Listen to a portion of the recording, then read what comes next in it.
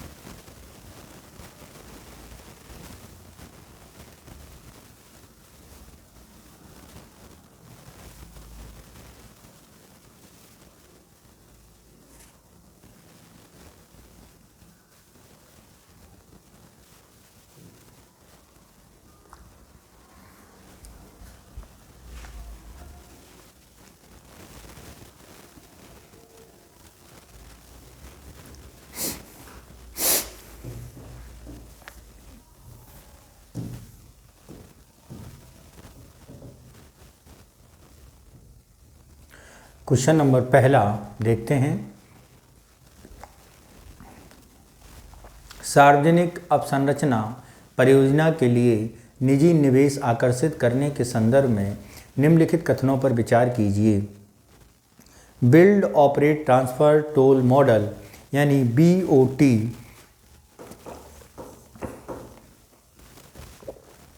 के तहत सरकार को मुख्य रूप से अवसंरचना ढांचे के सार्वजनिक उपयोग से संबंधित व्यवसायिक जोखिमों का सामना करना पड़ता है, ऐसा दिया गया है स्टेटमेंट पहले में।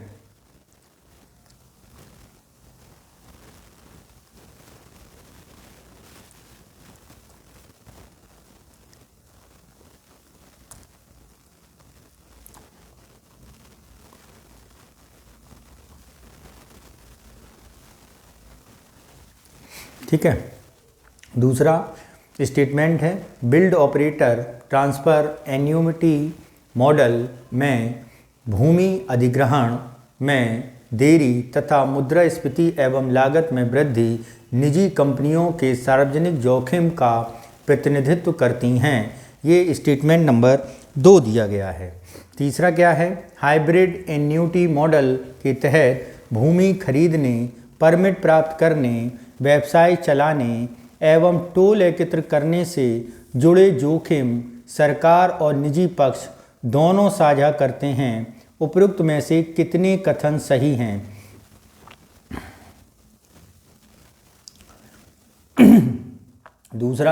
तीसरा क्या है? हाइब्रिड एन्युटी मॉडल के तहत भूमि खरीदने, परमिट प्राप्त करने, ठीक है,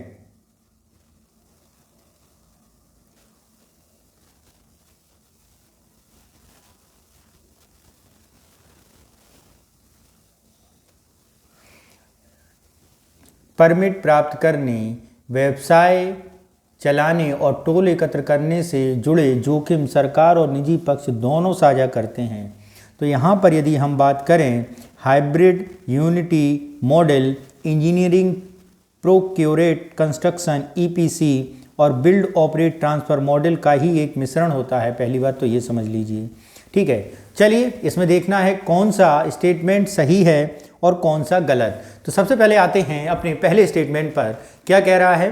build operate transfer toll model के तहत सरकार मुख्य रूप से अवसंरचना ढांचे के सार्वजनिक उपयोग से संबंधित व्यवसाय जोखिमों का सामना करना पड़ता है।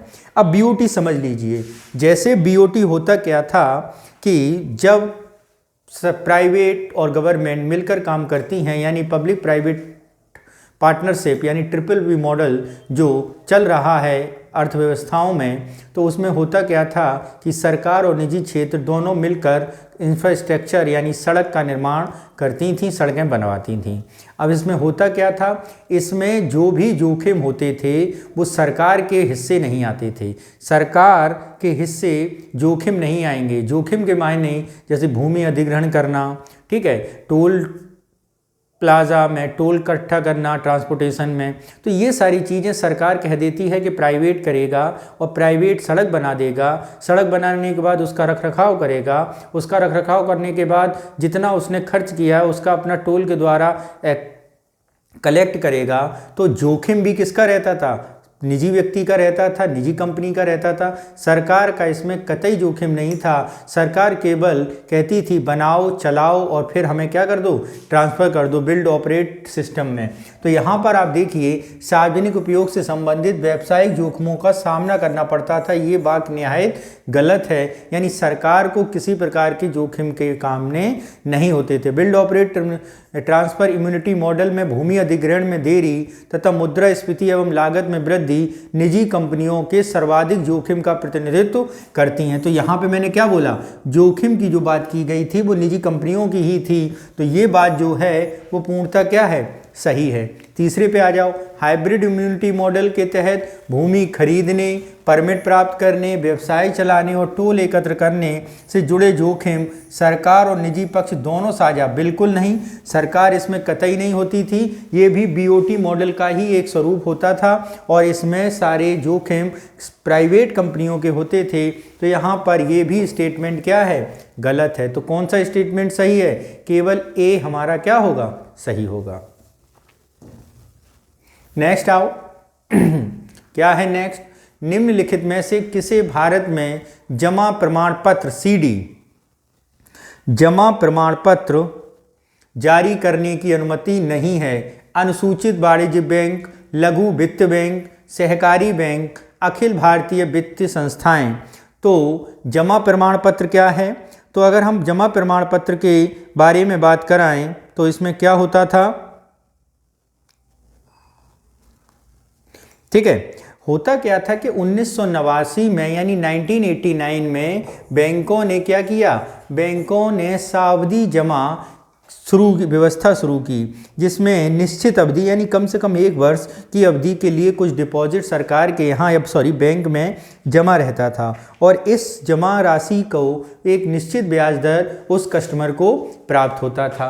तो ये व्यवस्था थी कब? 1989 में। यानी इसके बाद आरबीआई ने इसमें परिवर्तन किया और 1993 में आरबीआई ने वित्तीय संस्थाओं IFCI, IDBI, IRBI और IIBI, ठीक है, तथा एग्जिम बैंक को इसमें कार्य करने की अनुमति दे दी और वे 1 वर्ष से अधिक एवं 3 वर्ष तक परिपक्व अवधि के जमा प्रमाण पत्र क्या करते थे, जारी करते थे।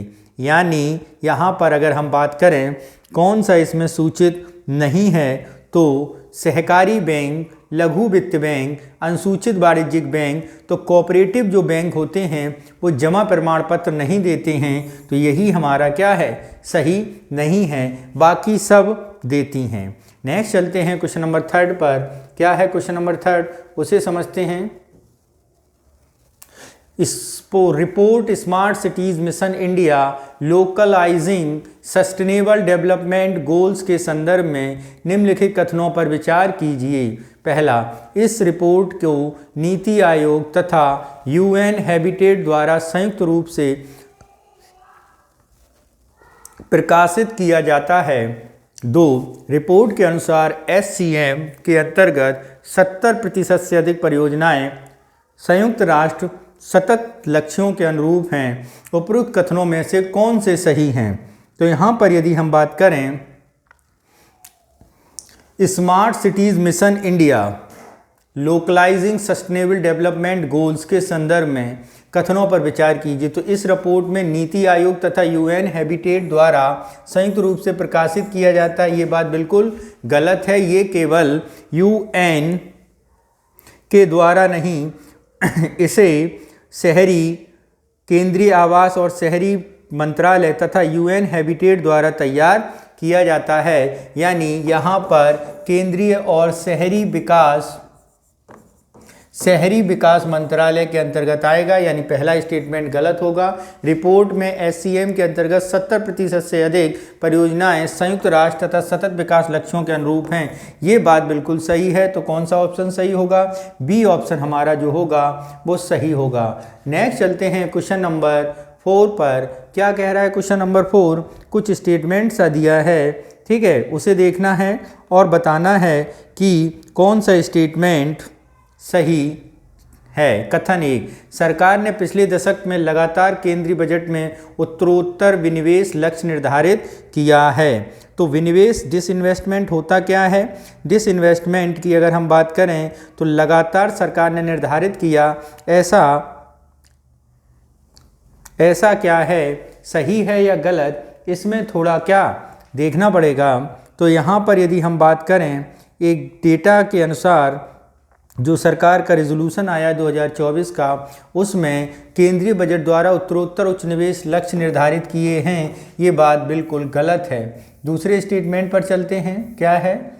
सरकार राजकोषीय बोझ को कम करने अथवा वित्तीय वर्ष में राजस्व की कमी को पूरा करने के लिए संसाधनों को जुटाने के उपकरण के रूप में विनिवेश का उपयोग करती है। तो ये बात तो बिल्कुल सही है। जब सरकार को धन जुटाना होता है तो वो अपनी हिस्सेदारी को बेच देती है। इसी को विनिवेश कहा जाता है, डिसइन्वेस्टमेंट कहा जाता है। तो यहाँ पे कथन 1, 2 दोनों सही हैं। कथन 1 की सही व्याख्या करता है, ठीक है। दूसरा कथन 1, कथन 2 दोनों सही हैं। कथन 2 1 की व्याख्या नहीं करता। कथन 1 सही 2 गलत, 1 गलत 2 सही। तो पहला गलत है, दूसरा सही, यानी ऑप्शन डी हमारा होगा सही। नेक्स्ट चलते हैं क्वेश्चन नंबर 5। नकदी प्रबंधन विधेयक के संदर्भ में निम्नलिखित कथनों पर विचार कीजिए। ये 91 से कम की परिपक्वता अवधि के लिए जारी किए गए गैर मानक उपकरण हैं। 2 ट्रेजरी बिल के विपरीत ये न तो रियायती उपकरण हैं और ना ही ये व्यापार योग्य हैं। इनमें निवेश को बैंकों द्वारा सांविधिक चल निधि अनुपात SLR के लिए सरकार प्रतिभूतियों में पात्र निवेश के रूप में नहीं माना जाता। उपरोक्त में से कितने कथन सही हैं? तो यहाँ पर यदि हम बात करें कितने कथन सही हैं, ये 91 दिनों से कम परिपक्व अवधि के लिए जारी किए गए मानक उपकरण हैं, ठीक है। तो अगर हम CMB यानी नगद प्रबंधन विधेयक के बारे में बात करें तो 91 दिनों से कम परिपक्व अवधि के लिए ही जारी किए जाते हैं। तो ये बात क्या है? बिल्कुल सही है। दूसरी बात में अगर हम बात करें ट्रेजरी बिल के विपरीत ये न तो रियायती उपकरण हैं और ना ही व्यापार योग्य। नहीं, ये रियायती उपकरण हैं। ये बात गलत है, ये रियायती उपकरण हैं, ठीक है। इनमें निवेश को बैंकों द्वारा सांविधिक चल निधि अनुपात SLR के लिए सरकारी प्रतिभूतियों में पात्र निवेश के रूप में नहीं माना जाता। नहीं, इन्हें सरकारी पात्र विभूतियों के रूप में माना जाता है, ये भी गलत है। तो केवल एक सही है, यानी ऑप्शन ए हमारा सही होगा। नेक्स्ट चलते हैं क्वेश्चन नंबर 6 पर। क्या कह रहा है क्वेश्चन नंबर 6? इसे समझते हैं। उद्योगों का विलाइसेंसीकरण, उद्योगों का आरक्षण समाप्त करना, चरणबद्ध उत्पादन की अनिवार्यता, विदेशी निवेश को प्रोत्साहन, विदेशी मुद्रा विनिमय FERA तथा राष्ट्रीय विमुद्रीकरण पाइपलाइन। उपरोक्त में से कितनी नई औद्योगिक नीति 1991 के प्रमुख विशेषताएं थीं? केवल 3, केवल 4, केवल 5, सभी 6। तो यहाँ पर यदि हम बात करें कौन सा स्टेटमेंट बिल्कुल सही है, तो यहाँ पर यदि हम बात करें नीति आयोग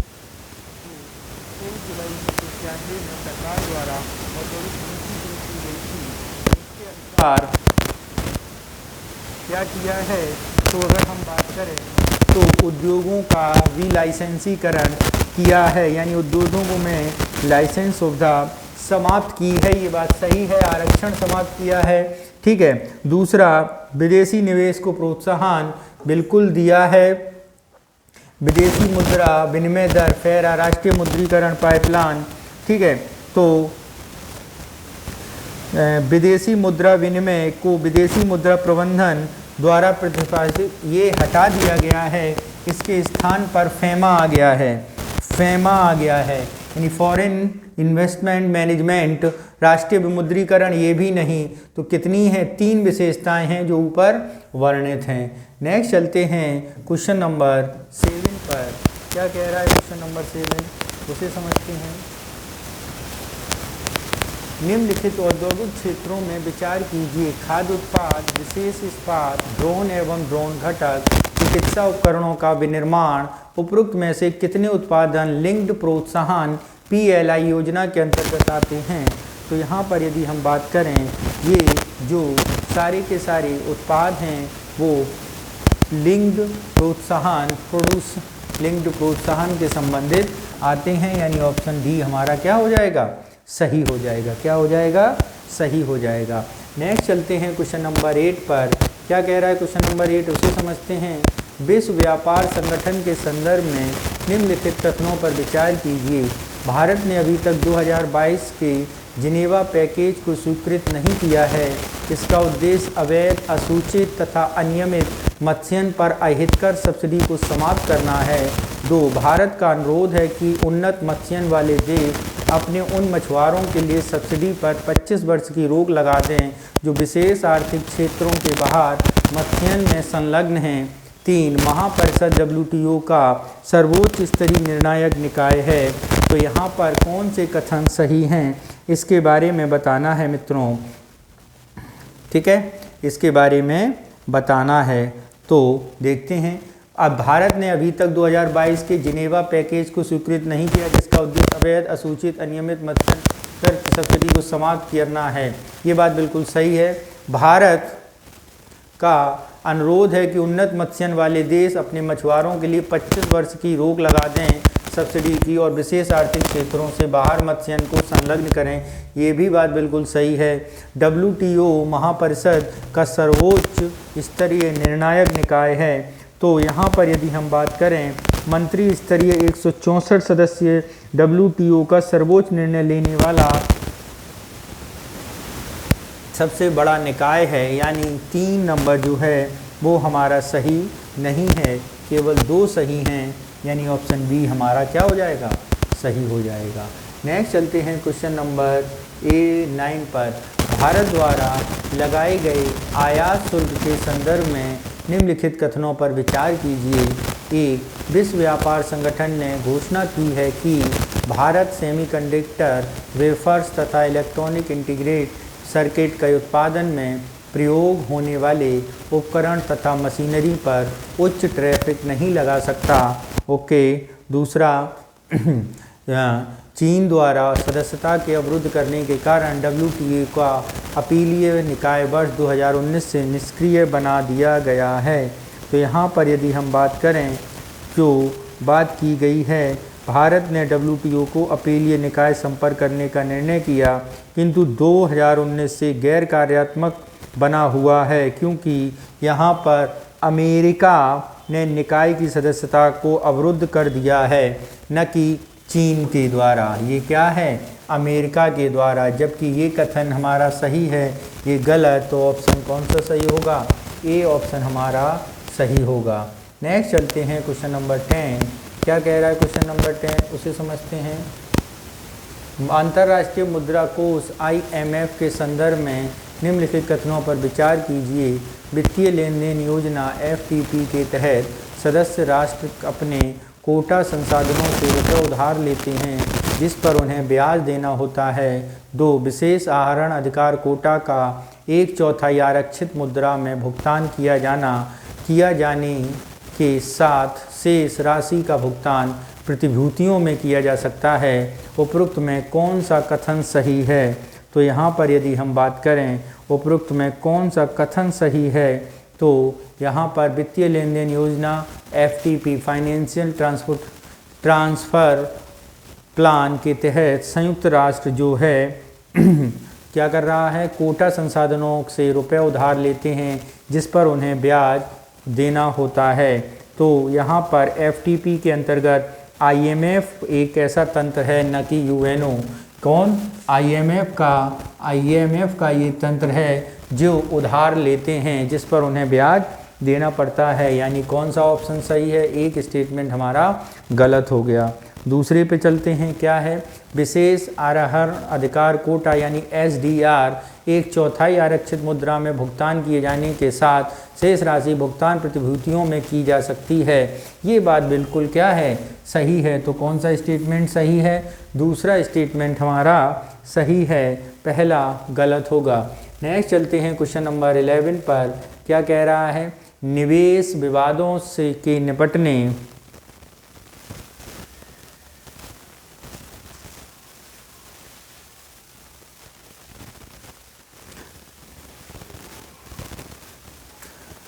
निवेश विवादों से निपटने के लिए SID अंतर्राष्ट्रीय केंद्र के संदर्भ में निम्नलिखित कथनों पर विचार कीजिए। निवेश करने वाली विदेशी कंपनियों और मेजबान देश के बीच विवादों के मामले में ICSID का सहारा लेना स्वैच्छिक है। भारत ICSID का सदस्य है तथा हस्ताक्षरकर्ता होने के कारण अर्थव्यवस्था में विदेशी निवेश प्रवाह को प्रोत्साहित करता है। तो यहाँ पर यदि हम बात करें, क्या कह रहा है? निवेश करने वाली विदेशी कंपनियों का मेजबानी देश के बीच विवादों के मामले में ICSID का सहारा लेना स्वैच्छिक है। तो यहाँ पर यदि हम बात करें कौन सा बात सही है, तो यह निवेश करने वाली विदेशी कंपनियों और मेजबान देशों के बीच जहाँ निवेश किया गया है उत्पन्न होने वाले निवेशिक विवादों को निपटारा करता है। ये बात बिल्कुल सही है। दूसरा स्टेटमेंट क्या कह रहा है? दूसरा स्टेटमेंट कि भारत ICSID का सदस्य है, ये बात बिल्कुल गलत है। भारत अभी इसका सदस्य नहीं बना है। तो यहाँ पे कौन सा ऑप्शन सही है? तो यहाँ पे सीधी बात, नो बकवास, ए ऑप्शन हमारा सही होगा। नेक्स्ट चलते हैं क्वेश्चन नंबर 12 पर। निम्नलिखित देशों पर विचार कीजिए। ऑस्ट्रेलिया, तुर्की, सऊदी अरब, इजराइल, भारत और UAE। उपरोक्त में से कितने देशों ने आर्थिक सहयोग और विकास संगठन OECD पर कन्वेंशन की पुष्टि की है? तो यहाँ पर यदि हम बात करें OECD पर कन्वेंशन की पुष्टि कितने सदस्यों ने की है? इकोनॉमिक। तो यहाँ पर यदि हम बात करें क्या हुआ है, किसने की है?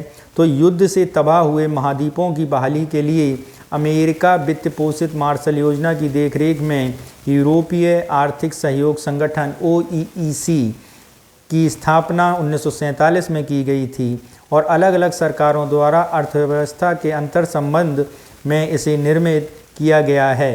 तो यदि हम इसमें बात करते हैं कौन कौन से देश इसके सदस्य हैं, तो मित्रों इसके सदस्य OECD ट्रैक रिकॉर्ड आश्चर्यजनक है। गठन के बाद 5 दशकों तक अमेरिका की राष्ट्रीय संपत्ति लगभग 3 गुना हो गई है।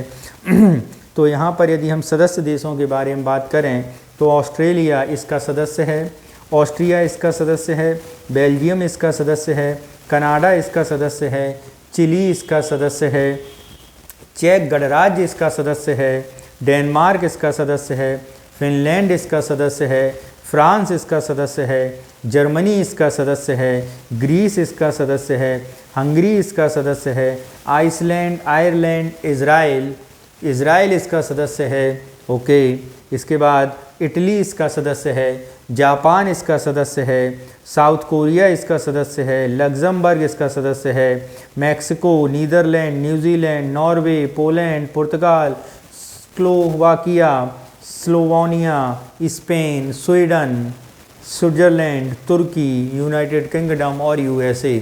तो इस तरह OECD कन्वेंशन के सदस्य ये और ये हैं। इसके अलावा जो हमने नाम लिए हैं वो हैं ये और ये नहीं हैं। तो यहाँ पर कितने सदस्य होंगे? 3 सदस्य होंगे। यानी ऑप्शन ए हमारा जो होगा वो सही होगा। नेक्स्ट चलते हैं क्वेश्चन नंबर 13 पर। क्या कह रहा है 13, इसे समझते हैं।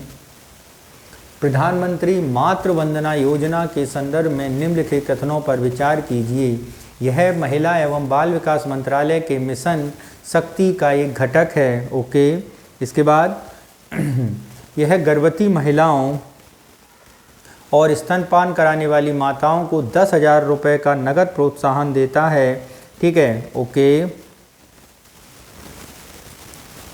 नेक्स्ट, गर्भवती महिलाओं और स्तनपान कराने वाली माताओं को 3 बच्चों के जन्म तक नगद प्रोत्साहन मिलता है। ठीक है, तो यहाँ पर यदि हम बात करें, प्रधानमंत्री मातृ वंदना योजना महिला एवं बाल विकास मंत्रालय द्वारा की जाती है, ये बात बिल्कुल सही है। गर्भवती महिलाओं, वो भी कंडीशन है 19 वर्ष से प्लस की गर्भवती महिलाओं को, स्तनपान कराने वाली माताओं को 5,000 हैं, न कि 10,000 हैं, नगद प्रोत्साहन दिया जाता है। गर्भवती महिलाओं स्तनपान कराने वालियों को पहले बच्चे के लिए, कौन से पहले बच्चे के जन्म तक यह नगद प्रोत्साहन दिया जाता है, यानी ये भी गलत, केवल एक सही, यानी ऑप्शन ए हमारा सही होगा। नेक्स्ट चलते हैं क्वेश्चन नंबर 14 पर। निम्नलिखित पर विचार कीजिए। अरुणाचल, मेघालय, मिजोरम, त्रिपुरा, मेघालैंड, मणिपुर, इनमें कितने देशों की सीमा आपकी क्या म्यांमार से लगती है? तो यहाँ पर यदि हम बात करें, मिजोरम की सीमा म्यांमार से लगती है, मेघालय की सीमा मिजोरम म्यांमार से नहीं लगती, बल्कि मणिपुर की सीमा म्यांमार से लगती है, नागालैंड की सीमा म्यांमार से लगती है, थाईलैंड की सीमा में अरुणाचल प्रदेश की सीमा म्यांमार से लगती है। ठीक है, तो यहाँ पर यदि हम बात करें तो कौन कौन सा हो गया है, कौन कौन सा यहाँ पे हो गया है, तो मिजोरम, मणिपुर, नागालैंड और अरुणाचल प्रदेश, यानी 4 राज्यों की सीमा म्यांमार से लगती है। कितने राज्यों की? 4 राज्यों की। त्रिपुरा की सीमा बांग्लादेश से लगती है और मेघालय की सीमा भी बांग्लादेश से लगती है। नेक्स्ट चलते हैं क्वेश्चन नंबर 15 पर। क्या कह रहा है 15, उसे समझते हैं। हाल ही में समाचारों में देखा गया फिट फॉर 55 पैकेज का तात्पर्य कानूनों का एक समुच्चय जिसका उद्देश्य यूरोपीय संघ के शुद्ध ग्रीन हाउस गैसों GHGs उत्सर्जन को कम करना है।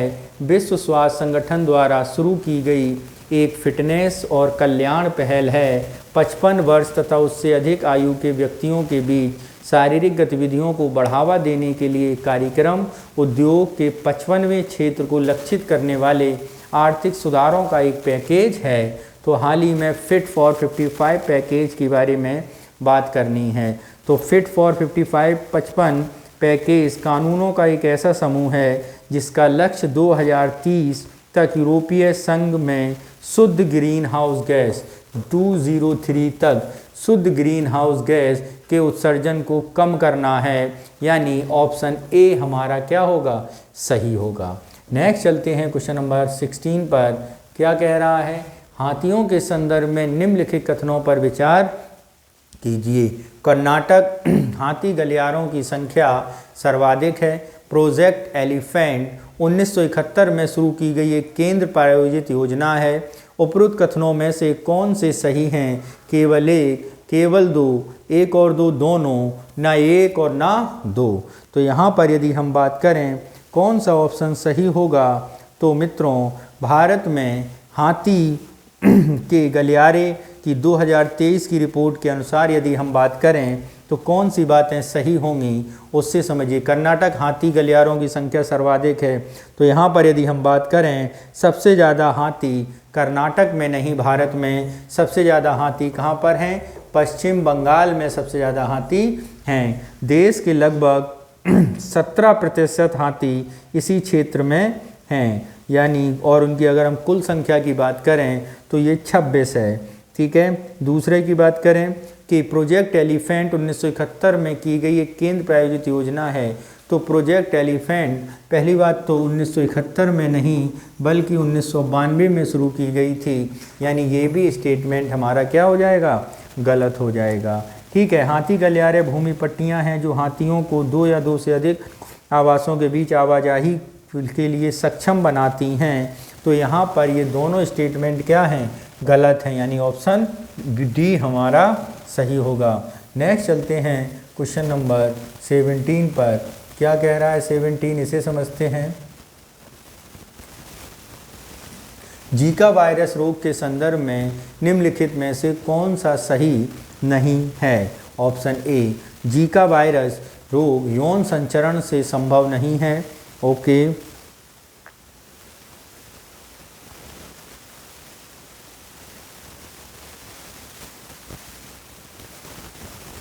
ठीक। दूसरा, जीका वायरस रोग के खिलाफ कोई टीका नहीं है। तीसरा, जीका वायरस रोग गर्भावस्था के दौरान मां के भ्रूण में फैल सकता है। जीका वायरस रोग उसी मच्छर से फैलता है जो डेंगू से फैलता है। तो यहाँ पर यदि हम बात करें, जीका वायरस जो है वो मित्रों एडीज इजिप्ट मच्छर से क्या होता है, फैलता है। किससे फैलता है, एडीज इजिप्ट मच्छर से फैलता है।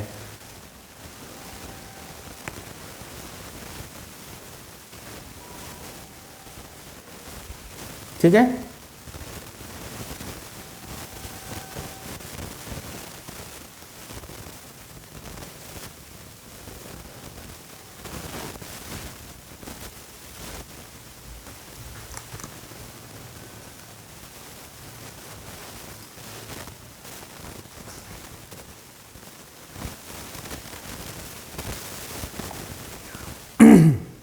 तो जीका वायरस के बारे में यदि हम बात करें तो मित्रों यह है मच्छर उसी से फैलता है जिससे डेंगू फैलता है, यानी एडीज इजिप्ट मच्छर से। क्या, एडीज इजिप्ट मच्छर के द्वारा ही ये फैलता है। ये बात बिल्कुल सही है। ठीक है। जीका वायरस वो गर्भावस्था में माँ के भ्रूण बोल जाता है, ये दोनों बातें बिल्कुल सही हैं। जीका वायरस के खिलाफ कोई टीका नहीं है, ये भी बात बिल्कुल सही है। जीका वायरस यौन संचरण से संभव है, ये बात गलत है, इससे संभव होता है, यानी यही हमारा आंसर होगा। ठीक है, कौन सा होगा, ऑप्शन ए हमारा जो होगा वो आंसर होगा। ठीक है। नेक्स्ट चलते हैं क्वेश्चन नंबर 18 पर। क्या है 18, उसे समझते हैं। पुनरुत्थान वितरण क्षेत्र सुधार योजना के संदर्भ में निम्नलिखित कथनों पर विचार कीजिए। क्या है विचार, उसे समझिए। पुनरुत्थान वितरण क्षेत्र सुधार योजना के संदर्भ में निम्नलिखित कथनों पर विचार क्या है। यह योजना निजी क्षेत्र के विद्युत कंपनियों को छोड़कर सभी राज्य के स्वामित्व वाली वितरण कंपनियों द्वारा राज्य अथवा केंद्र शासित प्रदेश के विद्युत विभागों के लिए उपलब्ध है, यानी ये बात कैसी है, बिल्कुल हमारी सही है। नेक्स्ट, विद्युत मंत्रालय ने डिस्कॉम को उनके प्रदर्शन के सुधार करने के में सहायता करने हेतु योजना तैयार की है। यह भी बात क्या है, बिल्कुल सही बात है। विद्युत मंत्रालय ने डिस्कॉम को उनके प्रदर्शन सुधार करने के लिए सहायता प्रदान की है, यानी दोनों बातें सही। ऑप्शन सी हमारा क्या होगा, सही होगा। नेक्स्ट चलते हैं क्वेश्चन नंबर 19 पर। क्या कह रहा है, प्रधानमंत्री कल्याण अन्न योजना के संदर्भ में निम्नलिखित कथनों पर विचार कीजिए। वित्त मंत्रालय PMGKAY के लिए नोडल मंत्रालय है। सभी राष्ट्रीय खाद्य सुरक्षा अधिनियम के लाभार्थी PMGKAY के तहत निःशुल्क खाद्यान्न का लाभ उठा सकते हैं। परिवार का कोई भी सदस्य पूरे परिवार की ओर से खाद्यान्न प्राप्त कर सकता है। तो यहाँ पर यदि हम बात करें तो ये जो बातें की गई हैं प्रधानमंत्री कल्याण जन योजना के अंतर्गत, ये तीनों बातें क्या हैं, बिल्कुल सही हैं, यानी एक तरह से आप जो राशन कार्ड की सेवा है उससे संबंधित हैं, यानी ऑप्शन सी हमारा यहाँ पर सही होगा। नेक्स्ट चलते हैं क्वेश्चन नंबर 20 पर। देखते हैं 20 क्या कह रहा है।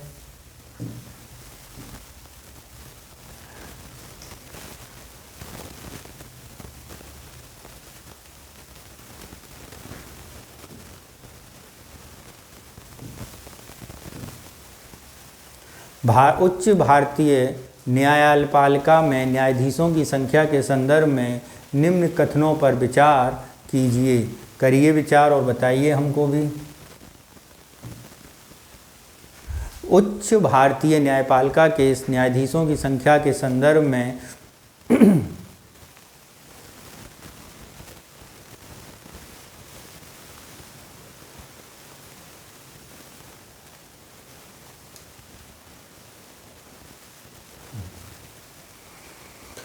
सर्वोच्च न्यायालय में वर्तमान भारत के मुख्य न्यायाधीश सहित न्यायाधीशों की संख्या 33 है। ठीक है।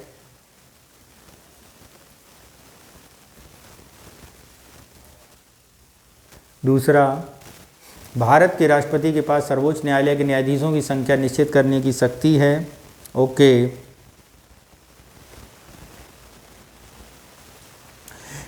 राज्य विधानसभाओं को अपने संबंधित उच्च न्यायालयों के न्यायाधीशों की संख्या तय करने की शक्ति है। तो यहाँ पर यदि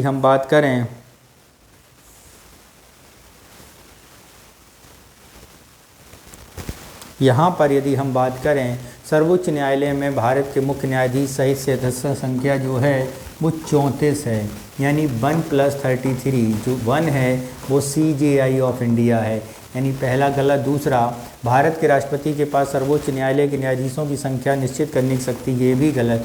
अनुच्छेद 124(1) के अंतर्गत सुप्रीम कोर्ट को ही अपने यहाँ सदस्यों की संख्या बढ़ाने का अधिकार है। नेक्स्ट, राज्य विधानसभाओं के संबंधित उच्च न्यायालय के न्यायाधीशों की संख्या तय करने की शक्ति, ये भी बात गलत है। भारत के राष्ट्रपति प्रधानमंत्री की सलाह पर राज्य के हाई कोर्ट में न्यायाधीशों की संख्या को बढ़ा सकते हैं, यानी ये भी गलत है। तो कौन सा सही है? एक भी सही नहीं है, यानी ऑप्शन डी हमारा सही होगा। नेक्स्ट चलते हैं क्वेश्चन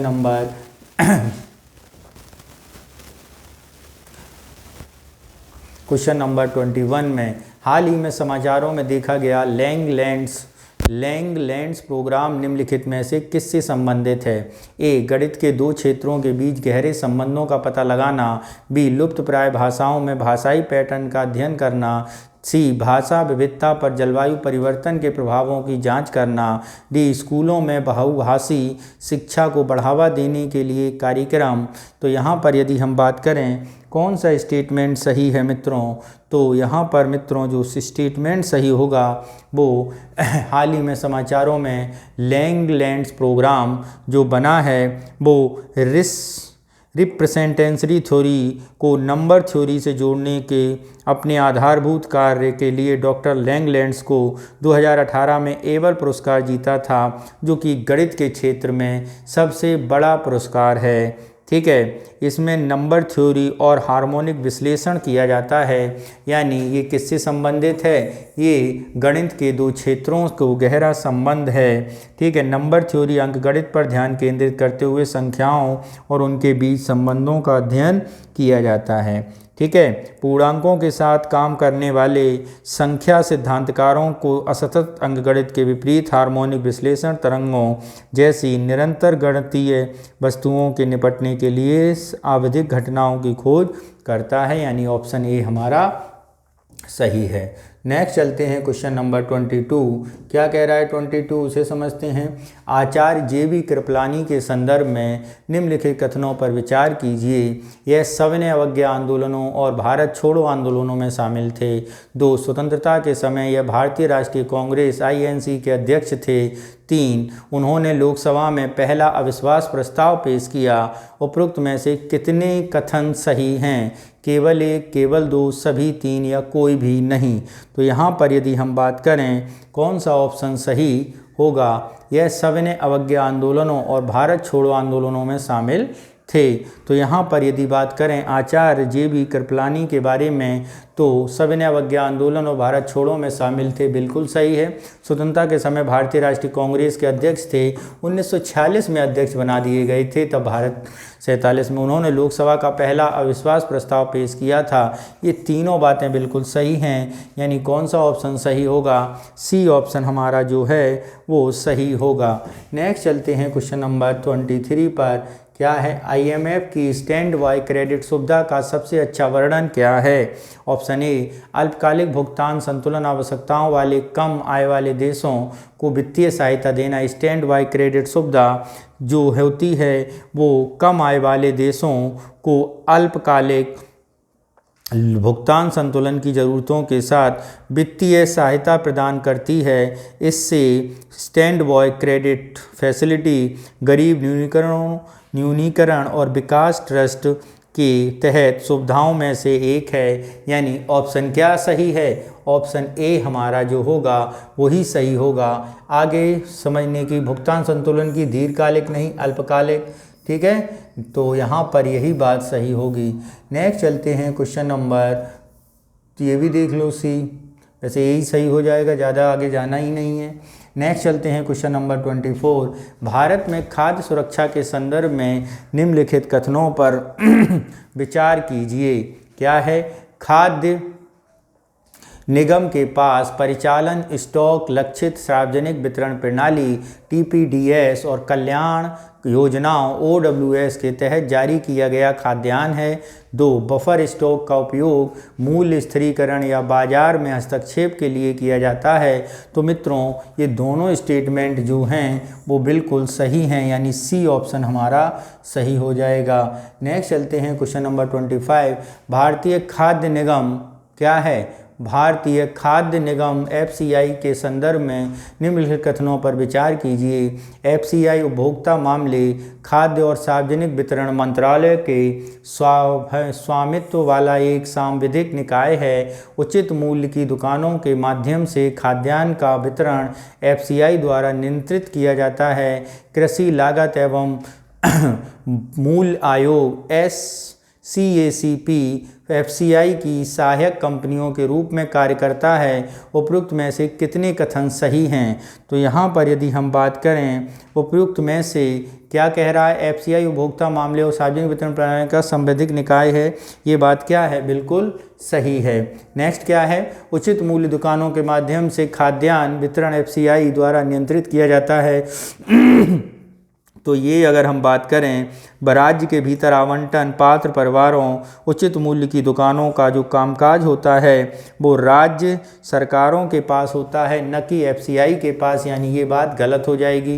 कृषि लागत एवं मूल्य आयोग CACP FCI की सहायक कंपनी के तौर पर है। FCI 1965 में खाद्य निगम अधिनियम 1964 के तहत स्थापित एक सांविधिक निकाय है। इसकी स्थापना अनाज और विशेषकर गेहूं की भारी कमी की पृष्ठभूमि में की गई थी।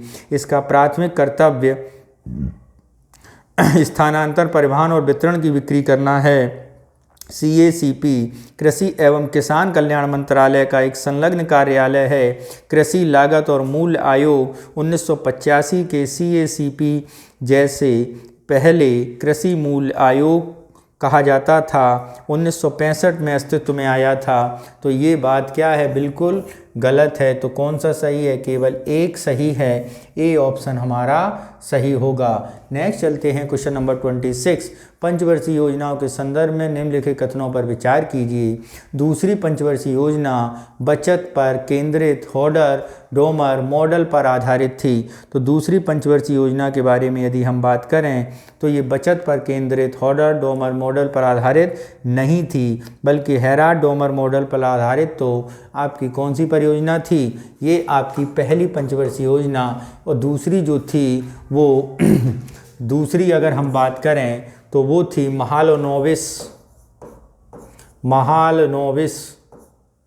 नोविस मॉडल पर आधारित। ठीक है। चौथी पंचवर्षीय योजना आत्मनिर्भर पर केंद्रित गॉडगिल फार्मूला से संबंधित थी।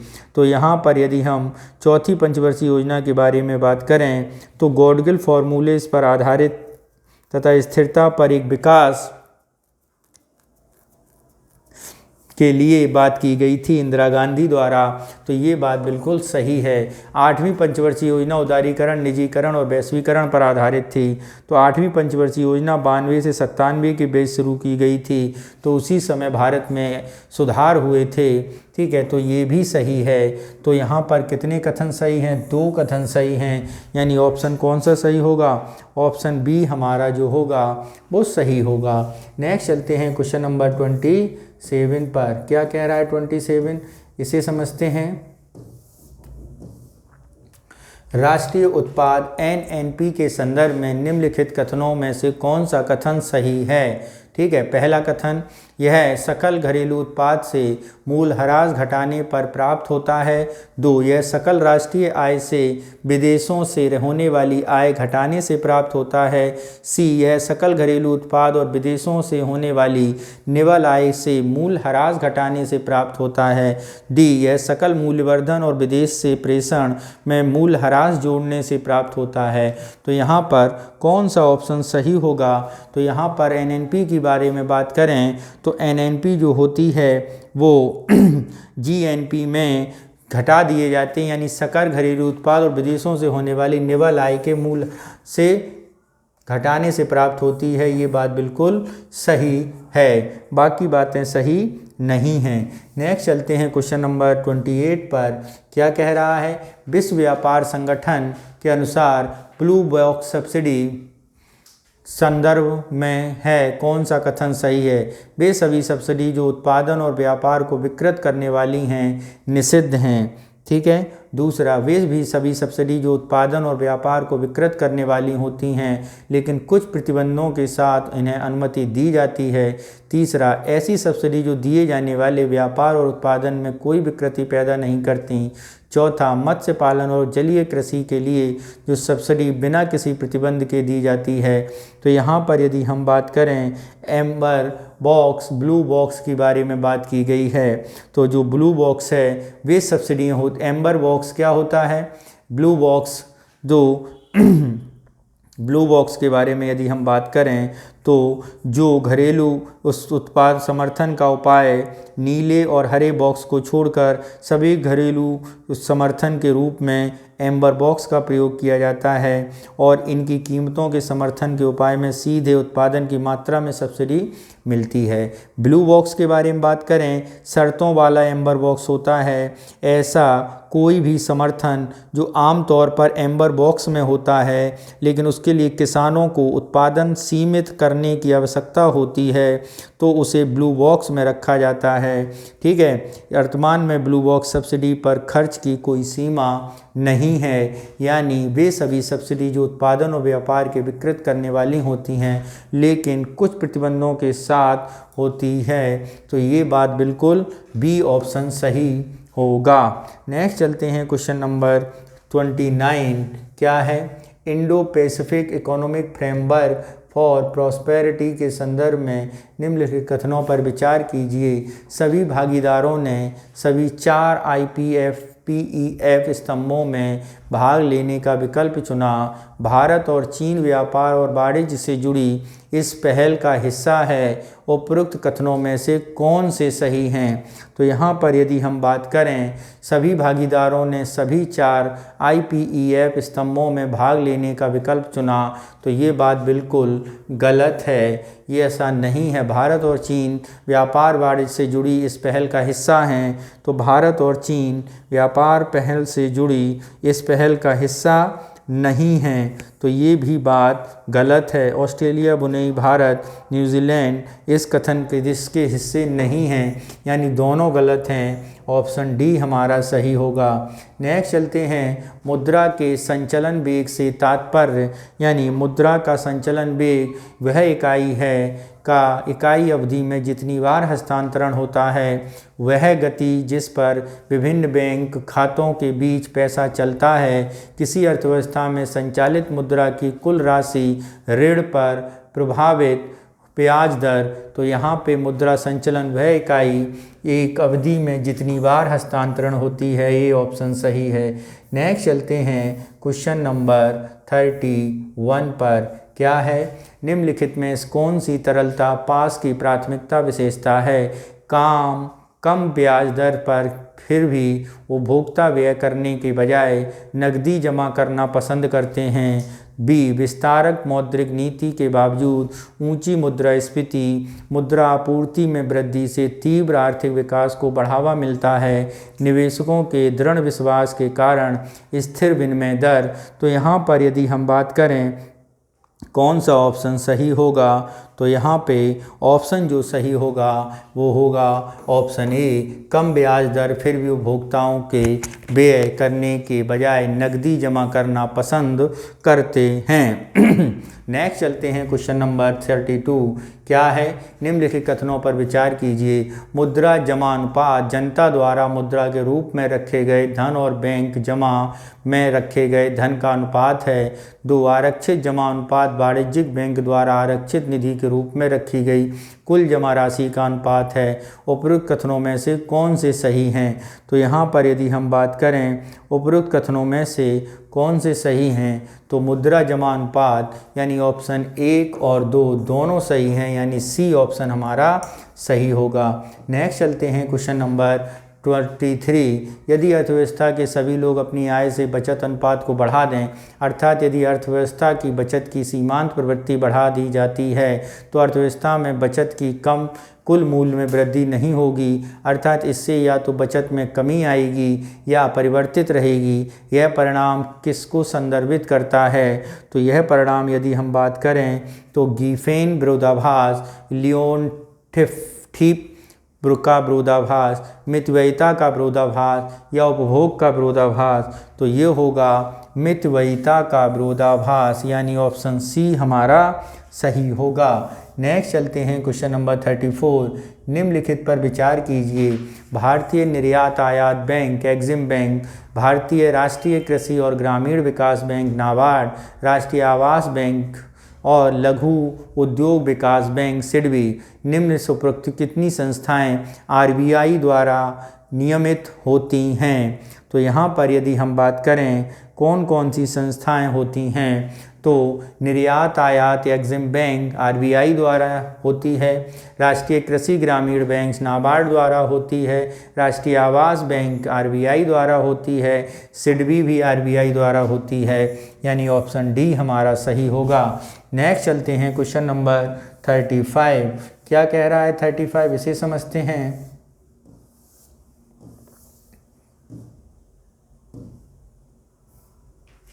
निम्नलिखित पर विचार कीजिए। बाजार उधार, राज्य सरकार को दिए जाने वाले अनुदान, शेयरों में निवेश, सरकार द्वारा दिए गए ऋण पर प्राप्त ब्याज, उपरोक्त में से कितने राजस्व प्राप्तियों के घटक हैं? ऑप्शन में देखते हैं। राजस्व प्राप्तियाँ, बाजार से उधार जो लिया जाता है वो आपका क्या होता है? ऐसी प्राप्तियाँ जो सरकार की देनदारी न बढ़ाएं, वो प्राप्तियाँ राजस्व प्राप्तियाँ होती हैं। सरकार की देनदारी पर न बढ़ाएं, तो बाजार उधार देनदारी बढ़ाई, राज्य सरकार को दिए जाने वाले अनुदान, तो ये भी देनदारी, शेयरों में निवेश, सरकार द्वारा दिए गए ऋण पर प्राप्त ब्याज, तो ये सरकार की देनदारी नहीं बढ़ाती है, ये प्राप्ति होती हैं जो ऋण मिलता है, रेवेन्यू रिसिप्ट होता है। यानी यहाँ पर यदि हम बात करें केवल यही है, बाकी ये जो हैं वो पूंजीगत व्यय के तौर पर होते हैं, यानी ए यानी ऑप्शन ए हमारा सही होगा। नेक्स्ट चलते हैं क्वेश्चन नंबर 36। यह बजट बनाने की विधि है जिसमें हर बार बजट बनाते समय सभी व्ययों का मूल्यांकन किया जाता है और प्रत्येक नई अवधि के लिए ये व्यय यथोचित हो। ये विशेषताएं किस प्रकार की बजटीय व्यवस्था से संबंधित हैं? लक्ष्य आधारित बजट, शून्य आधारित बजट, वृद्धिशील बजट या गतिविधि परफॉर्मेंस बेस्ड बजट या व्यवस्था। बजट बनाने की विधि जिसमें हर बार बजट बनाते समय सभी व्ययों का मूल्यांकन हो और प्रत्येक नई विधि के लिए व्यय यथोचित हो। तो यदि हम यहाँ पर बात करें ऐसा कौन सा बजट इस प्रकार का होता है, तो ऐसे बजट में जिसमें हर बार नई विधि का प्रयोग हो वो बजट होता है जीरो बेस्ड बजट, यानी ऑप्शन बी हमारा सही होगा। नेक्स्ट चलते हैं क्वेश्चन नंबर 37। क्या कह रहा है? निम्नलिखित में से कौन सा कथन मिश्रित वित्त से संबंधित है? तो देखते हैं। यह एक वित्तीय साधन है जो ऋण और इक्विटी वित्त का मिश्रण है। यह प्रतिभूति बाजार पर एक पद है जो कंपनी के शेयर के बाजार मूल्य दर्शाता है। यह इक्विटी शेयर जारी करके पूंजी जुटाने के लिए भारतीय शेयर बाजार से जुड़ी एक नीति है। यह हरित बॉन्ड निर्गमन से संबंधित है। तो यहाँ पर यदि हम बात करें मिश्रित वित्त पोषण जो पद है वो किससे संबंधित है? तो वो इक्विटी साधन है जो ऋण इक्विटी से संबंधित है। नेक्स्ट चलते हैं क्वेश्चन नंबर 38। क्या कह रहा है क्वेश्चन नंबर 38, इसे समझते हैं। निम्नलिखित पर विचार कीजिए। बाह्य सहायताएं, बाह्य उधार, मुद्रा का मुद्रण, आंतरिक उधार उपयुक्त में से कितने घाटे के वित्त पोषण के साधन हैं? तो यहाँ पर यदि हम बात करें घाटे के साधन, ऑप्शन में यदि हम बात करें तो ये चारों जो हैं वो घाटे के साधन होंगे, यानी ऑप्शन डी हमारा सही होगा। नेक्स्ट चलते हैं क्वेश्चन नंबर 39 पर। क्या कह रहा है? मुद्रास्फीति लेखांकन निम्नलिखित में से किसे सर्वोत्तम रूप से संदर्भित करता है? ऑप्शन ए, जब कोई फर्म मुद्रास्फीति के मौजूदा स्तर के प्रभावों को समायोजित करने के बाद अपने मुनाफे की गणना करती है। 2, उधारकर्ताओं के लिए मुद्रास्फीति द्वारा लाया गया बोनस। सी, राष्ट्रीय आय की तुलना में सरकार की कुल व्यय में कमी। डी, जब आपूर्ति में अत्यधिक गिरावट आती है और मांग उसी स्तर पर बनी रहती है। तो यहाँ पर यदि हम बात करें कौन सा ऑप्शन सही होगा?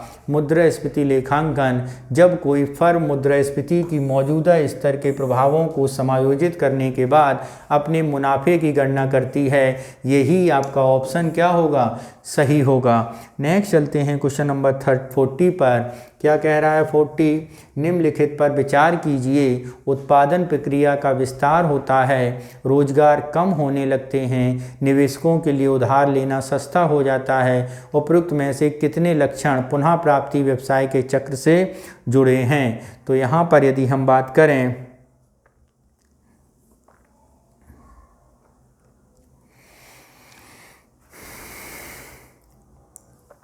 उत्पादन प्रक्रिया में विस्तार, रोजगार के नए अवसर कम होने लगते हैं, ठीक है। तो लक्ष्य पुनः प्राप्ति, वृद्धि, बेरोजगारी दर में गिरावट,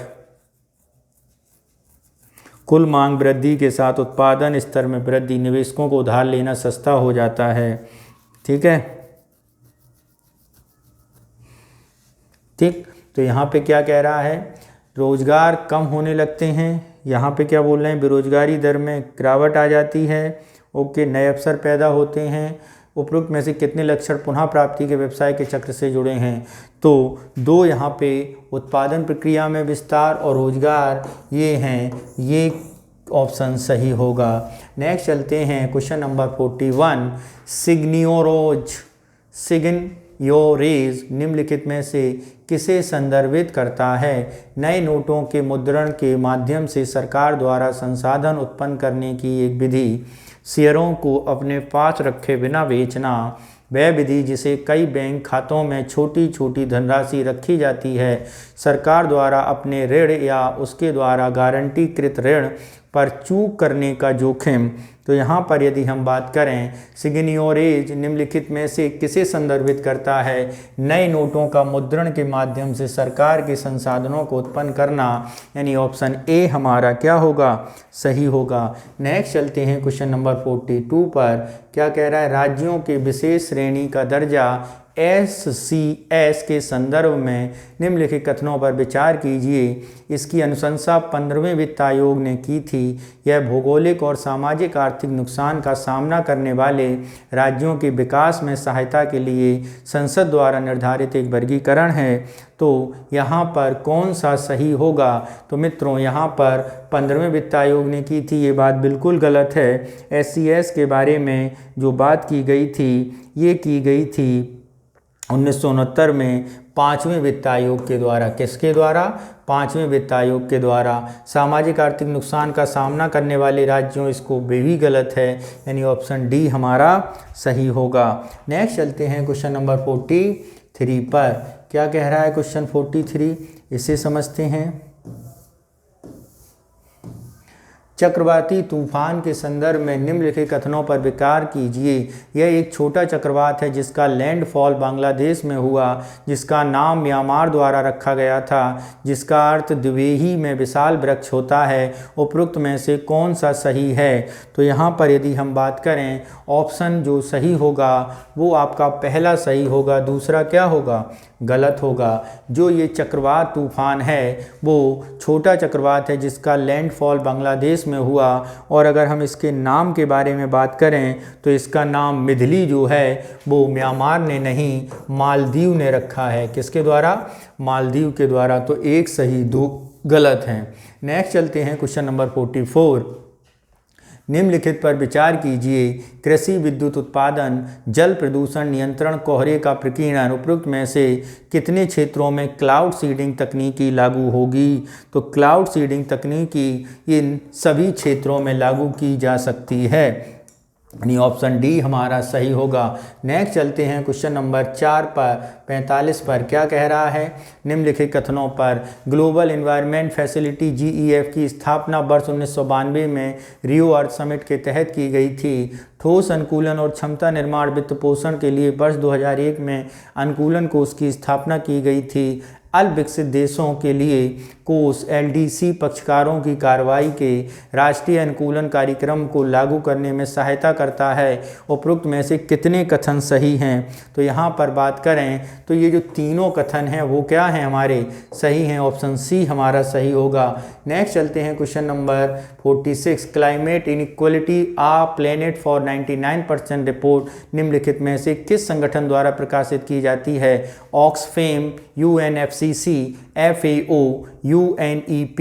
तो यहाँ पर यदि हम बात करें ये किसके द्वारा प्रकाशित की जाती है, तो यहाँ पर ये प्रकाशित जो की जाती है वो की जाती है ऑक्सफैम के द्वारा। ठीक है। नेक्स्ट चलते हैं क्वेश्चन नंबर 47 पर। क्या कह रहा है 47? इसे समझते हैं। नुआ दिहांग म्यूजिक फ्रॉग हाल ही में निम्नलिखित में किस राज्य में खोजा गया है? नुआ दुहांग म्यूजिक फ्रॉग यानी मेढक किस में? Option A Arunachal Pradesh, Maharashtra, B Arunachal Pradesh, C Himachal Pradesh या डी केरल। तो ये जो फ्रॉग हाल ही में खोजा गया है ये खोजा गया है अरुणाचल प्रदेश में। कहाँ पे खोजा गया है मित्रों? अरुणाचल प्रदेश में। नेक्स्ट चलते हैं क्वेश्चन नंबर 48। क्या कह रहा है 48? उसे समझते हैं। निम्न राज्यपाल के संदर्भ में निम्नलिखित कथनों पर विचार कीजिए। क्या है विचार? वो समझिए। संविधान उस समय सीमा का निर्धारण करता है जिसके भीतर राज्यपाल को विधेयक का पुनर्विचार के लिए वापस करना होता है। ऑप्शन नंबर 2 क्या है? नंबर 2, विश्वविद्यालय के कुलाधिपति के रूप में अपनी सांविधिक क्षमता कार्य करना राज्यपाल के मंत्रिपरिषद की सहायता के लिए बाध्य नहीं है। ओके।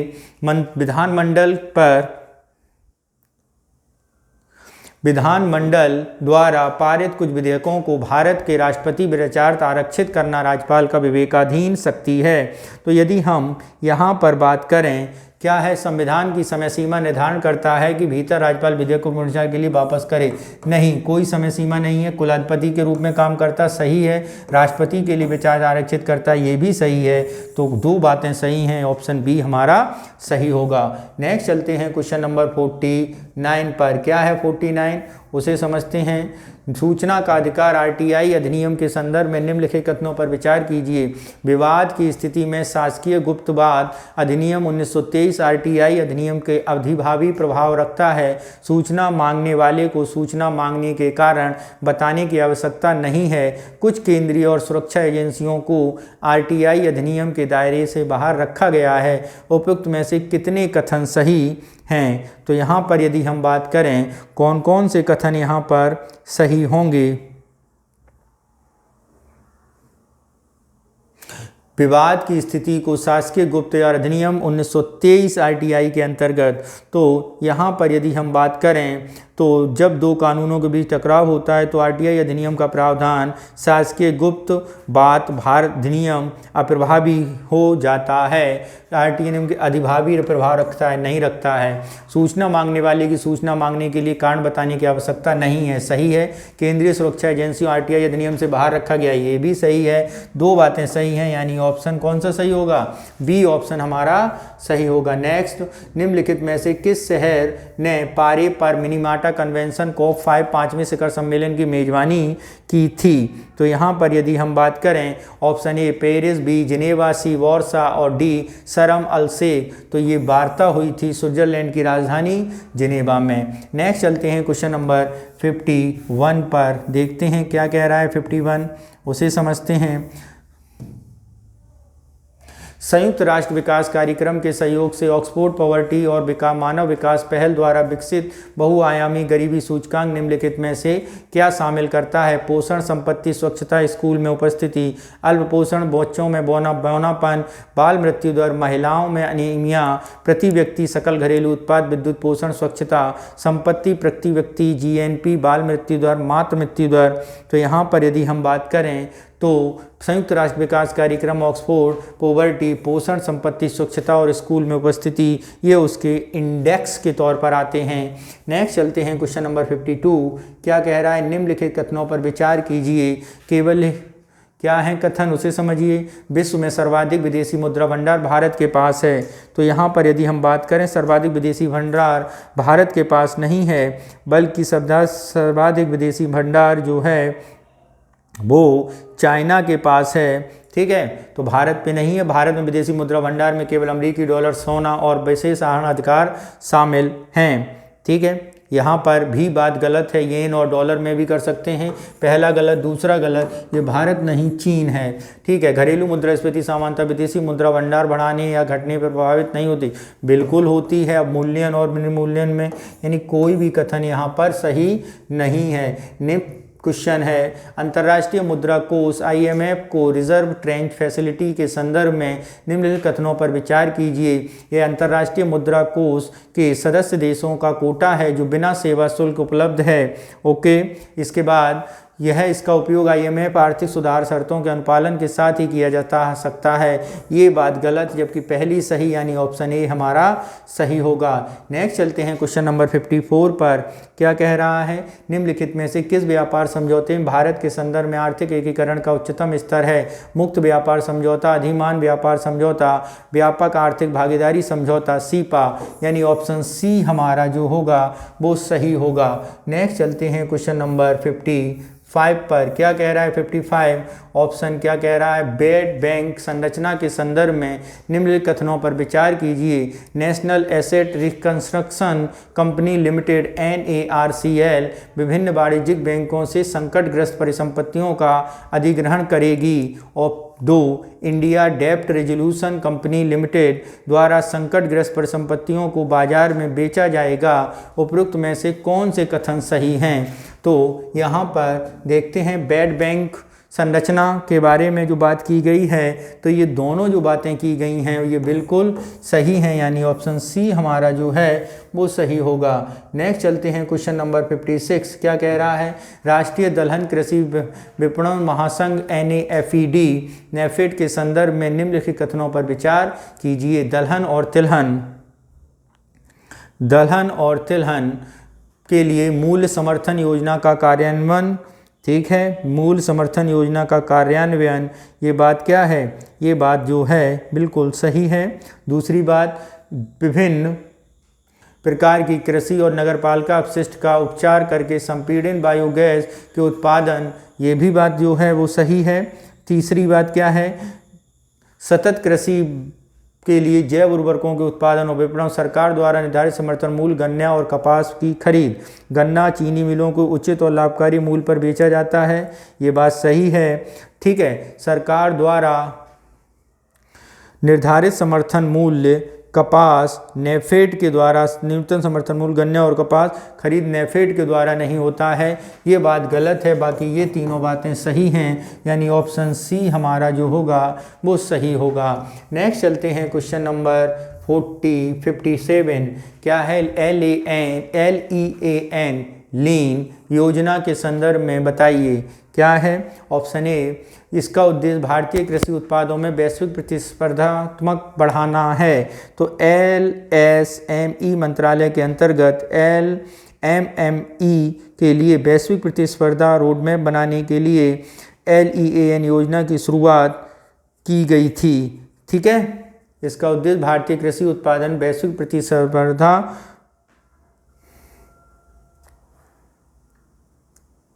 इसका उद्देश्य भारतीय कृषि उत्पादों की वैश्विक प्रतिस्पर्धा, और यहाँ पर क्या है, नए भारत में एमएसएमई के लिए वैश्विक प्रतिस्पर्धा। यहाँ पर कृषि उत्पाद नहीं है बल्कि एमएसएमई की बात की गई है, यानी ये बात गलत। उपभोक्ता मामले, खाद्य, सार्वजनिक, ये भी बात गलत, यानी ऑप्शन डी हमारा सही होगा। नेक्स्ट चलते हैं क्वेश्चन नंबर 59 पर, 8 पर क्या है, राष्ट्रीय शिक्षा नीति न्यू एजुकेशन पॉलिसी 20 के निम्नलिखित पर विचार कीजिए। इसका लक्ष्य 2035 तक उच्च शिक्षा में सकल नामांकन अनुपात 50% बढ़ाना है। इसका लक्ष्य क्या है, सकल नामांकन अनुपात 50% जो है वो बढ़ाना है। ठीक। नेक्स्ट, राष्ट्रीय मूल्यांकन केंद्र परख स्कूल की बुनियादी ढांचे गुणवत्ता के आकलन के लिए बनाया गया है। ओके। पुरानी 10+2 प्रणाली एक नई 5+3+4 पाठ्यप्रचार से संबंधित है। तो 10+2 प्रणाली 3 से 8, 8 से 11, 11 से 14, 14 से 18 यानी 5-3-3-4, यानी ये कथन सही है और ये कथन सही है, जबकि ये कथन सही नहीं है, यानी ऑप्शन बी हमारा सही होगा। नेक्स्ट चलते हैं क्वेश्चन नंबर 59। स्टार्टअप के लिए फंड ऑफ फंड्स एफएफएस के संदर्भ में निम्नलिखित पर इसका अनुरक्षण एमएसएमई सिडबी द्वारा किया जाता है। ओके, इसका अनुरक्षण एमएसएमई सिडबी द्वारा किया जाता है। ये बात बिल्कुल सही है। प्रत्यक्ष तौर पर यूनिकॉर्न और गैजेल्स निवेश करते हैं, बिल्कुल गलत, यानी ऑप्शन ए हमारा सही होगा। नेक्स्ट चलते हैं क्वेश्चन नंबर 60। निम्नलिखित में से कौन सी गतिविधि अर्थव्यवस्था में पंचम गतिविधि के तौर पर मानी जाती है? शोध, वैधानिक, बिल्कुल सही है। वित्तीय एवं कानूनी सलाहकार, ये भी सही है। विद्यालयों में कार्यरत किसानों द्वारा फसल काटना, ये गतिविधि अर्थव्यवस्था में नहीं आती, यानी ऑप्शन ए हमारा सही होगा। निम्नलिखित संदर्भ में जीबीए के संदर्भ में निम्नलिखित कथनों पर विचार कीजिए। इसे आउटपुट के रूप में मध्यवर्ती खपत के मूल्य को घटाने पर प्राप्त किया गया है। यह किसी व्यक्तिगत उत्पादक उद्योग या क्षेत्र द्वारा विकास किए गए योगदान को मापता है। तो यहाँ पर यदि बात करें तो कौन सी बात सही होगी? ठीक है, तो यहाँ पर यदि बात करें तो इसे आउटपुट मूल्य मध्यवर्ती खपत के लिए घटाने में प्राप्त किया जाता है, सही है। किसी व्यक्तिगत उत्पाद के उद्योग के क्षेत्र में बढ़ाया जाता है, ये भी बात क्या है, बिल्कुल सही है। आगे देखते हैं क्या बात की जा रही है। यह किसी देश की जीडीपी अर्थव्यवस्था के करों का योग है, जीडीपी अर्थव्यवस्था के करों का योग है, ये भी बात क्या है, बिल्कुल सही है। कारक लागत जीबीए के आर्थिक उत्पादन प्राथमिक मार्ग है, ये बात गलत है, यानी कितने सही हैं, 3 सही हैं। नेक्स्ट चलते हैं क्वेश्चन नंबर 62। क्या कह रहा है 62, उसे समझते हैं। निम्नलिखित में से किसमें वस्तुओं की जमाखोरी व कालाबाजारी पर अंकुश लगाने का प्रावधान है? ऑप्शन ए आवश्यक अधिनियम 1955, तो किसमें प्रावधान है? आवश्यक वस्तु अधिनियम 1955 में। नेक्स्ट, निम्नलिखित में से किस प्रमुख स्वतंत्रता सेनानी को धरती अब्बा या भूमि का पिता के रूप में कहा जाता है? अल्लारी सीताराम राजू।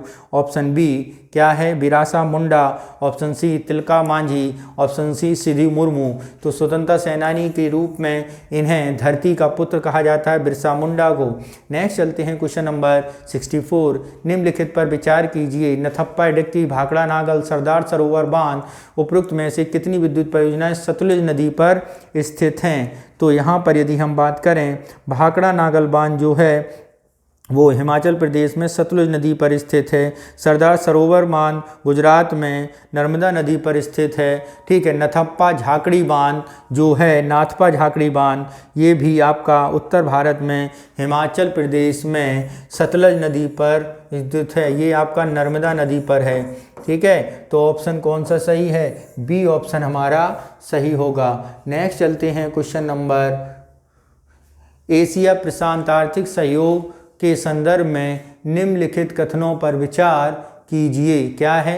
एपेक का मुख्यालय सिंगापुर में है, भारत इसका सदस्य नहीं है, वर्तमान में इसे केवल पर्यवेक्षक का दर्जा प्राप्त है। APEC leader summit San Francisco संयुक्त राज्य अमेरिका में है। तो यहाँ पर जो सही होगा, तो ये तीनों बातें क्या हैं, बिल्कुल सही हैं, सी ऑप्शन हमारा सही होगा। नेक्स्ट चलते हैं क्वेश्चन नंबर 66 पर।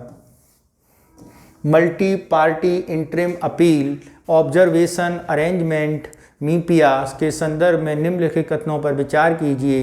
यह WTO विवादों को सुलझाने के लिए एक वैकल्पिक प्रणाली है। WTO सदस्य WTO विवाद निपटान समझौते के अनुच्छेद 25 के तहत मीपिया के उपयोग कर सकते हैं। उपरोक्त कथनों में से कौन सा कथन सही है? तो यहाँ पर यदि हम बात करें WTO का विवाद सुलझाने के लिए इसका प्रयोग नहीं होता। दूसरा सही यानी ऑप्शन बी हमारा जो है वो सही होगा। दोनों कथन जो हैं वो यहाँ पर सही होंगे। ठीक है, दोनों कथन जो हैं वो सही होंगे, यानी सी ऑप्शन हमारा जो है वो सही होगा। नेक्स्ट चलते हैं क्वेश्चन नंबर 67 पर। क्या कह रहा है 67, इसे समझते हैं। बहुपक्षीय निवेश गारंटी मीगा के संदर्भ में निम्नलिखित कथनों पर विचार कीजिए। मीगा जो है वो निर्णय प्रक्रिया के सदस्य राष्ट्र का समान महत्व है। ठीक है, ठीक, ये बात बिल्कुल गलत है। मीगा में भारत सदस्य, मीगा विश्व बैंक का समूह सदस्य है। दो बातें सही हैं, बी ऑप्शन सही होगा। नेक्स्ट चलते हैं क्वेश्चन नंबर 68। तृतीय विनिमय दर निम्नलिखित में से किसे संदर्भित करती है? ए, विनिमय दर आपूर्ति और मांग शक्तियों द्वारा निर्धारित होती है। दो, यह प्रणाली जहां विचाराधीन दो मुद्राओं में कमजोर मुद्रा को मजबूत मुद्रा में अधिकलित किया जाता है, वह निश्चित और आंकी गई विनिमय दर प्रणालियों का संयोजन है। यह डेटा विनिमय के लचीलेपन से संबंधित है। तो यहाँ पर यदि हम बात करें कौन सी बात बिल्कुल सही है, तो विनिमय दर आपूर्ति यानी ए ऑप्शन सही होगा। नेक्स्ट चलते हैं क्वेश्चन नंबर 69। हीटेड करेंसी निम्नलिखित में से किसको संदर्भित करती है? एक मुद्रा जो किसी अर्थव्यवस्था में उसके विदेशी मुद्रा बाजार में आसानी से उपलब्ध होती है। दो, बी, घरेलू मुद्रा जो अर्थव्यवस्था से बाहर निकलने के लिए दुर्लभ मुद्रा की उच्च प्रवृत्ति के कारण मूल्यह्रास के दबाव में है। सी, यह एक अंतर्राष्ट्रीय मुद्रा है जिस पर सर्वाधिक विश्वास दिखाया गया है। डी, यह IMF द्वारा अपने सदस्य देशों को प्रदान की जाने वाली एक सुविधा है। तो यहाँ पर यदि हम बात करें कौन सी बात सही होगी, तो ये बात होगी बी ऑप्शन सही। नेक्स्ट चलते हैं क्वेश्चन नंबर 70 पर। क्या है देखते हैं।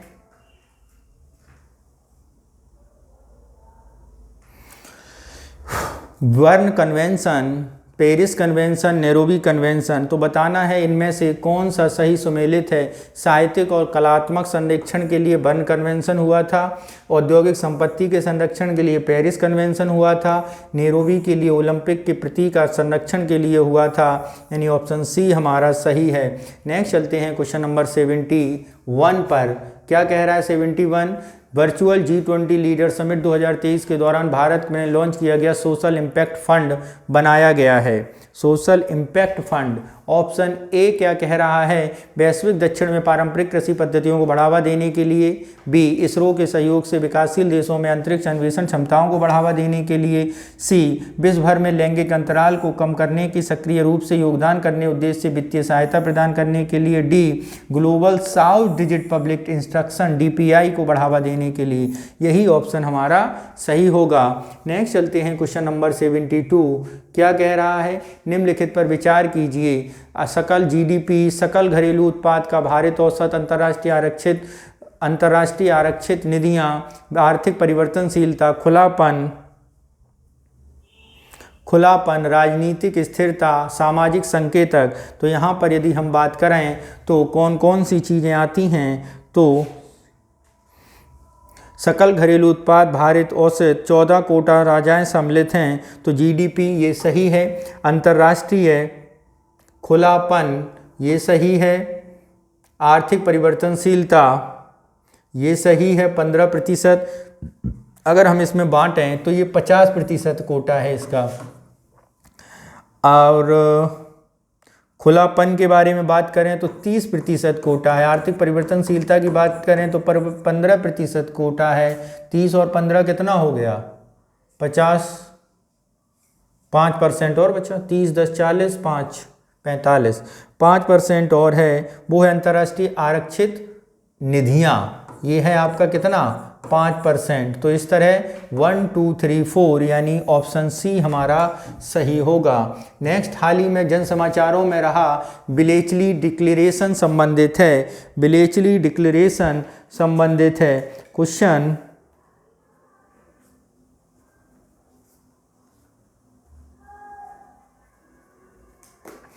क्वेश्चन, हाल ही में जन समाचारों में विलेटरी डिक्लेरेशन जो संबंधित है वो किससे संबंधित है? तो बात करते हैं किससे संबंधित है। ऑप्शन ए कृत्रिम बुद्धिमत्ता से, रोबोटिक्स से, डिजिटल साक्षरता या क्वांटम कंप्यूटिंग से। तो ये है एआई से। नेक्स्ट चलते हैं क्वेश्चन नंबर 74 के पास। क्या कह रहा है? प्रोजेक्ट सगु बाबू लक्षण उभरती प्रौद्योगिकियों का लाभ उठाकर राज्य में कृषि व्यवस्था का रूपांतरित करना, जिसका नेतृत्व तेलंगाना सरकार किसकी साझेदारी से कर रही है? तो तेलंगाना सरकार। ऑप्शन ए संयुक्त राष्ट्र विकास, विश्व बैंक से, विश्व आर्थिक मंच, bill and Melinda Gates foundation के डिजिटल ग्रीन प्रोग्राम से। यही ऑप्शन हमारा सही होगा। नेक्स्ट चलते हैं क्वेश्चन नंबर 75। मानव शरीर में प्रतिरक्षा कोशिकाओं के संदर्भ में निम्नलिखित कथनों पर विचार कीजिए। टी सेल लिम्फोसाइट्स पक्ष में मौजूदा छोटी ग्रंथि थाइमस द्वारा निर्मित होती हैं। बी सेल लिम्फोसाइट्स हमारी अस्थि मज्जा में निर्मित होते हैं। बी कोशिकाएं मानव शरीर में सीधे वायरस और बैक्टीरिया को मारती हैं, जबकि टी कोशिकाएं रोग जनकों को मारने के लिए एंटीबॉडी मुक्त होती हैं। तो यहाँ पर यदि हम बात करें कौन सी बातें सही होंगी, ठीक है, तो यहाँ पर कितने कथन सही हैं इस पर बात करें। ठीक है, तो टी सेल लिम्फोसाइट वक्ष में मौजूदा ग्रंथि थाइमस से द्वारा निर्मित हैं, ये बात बिल्कुल गलत है। ये थाइमस से नहीं, ये थाइमस वक्ष की छोटी ग्रंथि हैं जहाँ टी कोशिकाएं मज्जा द्वारा निर्मित होती हैं। दूसरी बी सेल लिम्फोसाइट हमारी अस्थि मज्जा से निर्मित होती हैं, ये बात बिल्कुल सही है। बी कोशिकाएं मानव शरीर में सीधे वायरस, ये बात गलत, यानी ये ऑप्शन सही होगा। नेक्स्ट चलते हैं क्वेश्चन नंबर 76। क्या है? वायु स्वच्छ वायु सर्वेक्षण क्लीन एयर इंडेक्स किसके द्वारा संचालित किया जाता है? तो clean air index green peas India, केंद्रीय प्रदूषण नियंत्रण बोर्ड, वायु गुणवत्ता प्रबंधन, तो ये किया जाता है केंद्रीय प्रदूषण नियंत्रण बोर्ड के द्वारा। नेक्स्ट चलते हैं क्वेश्चन नंबर 77। निम्नलिखित बंदरगाहों के बारे में बताइए। जेबल अली सऊदी अरब, ग्वांगजो जापान, हरूपा फ्रांस, लाइटी इजराइल। कितने सही सुमेलित हैं ये बताना है हम लोगों को। तो यहाँ पर यदि हम बात करें, यहाँ पर यदि हम बात करें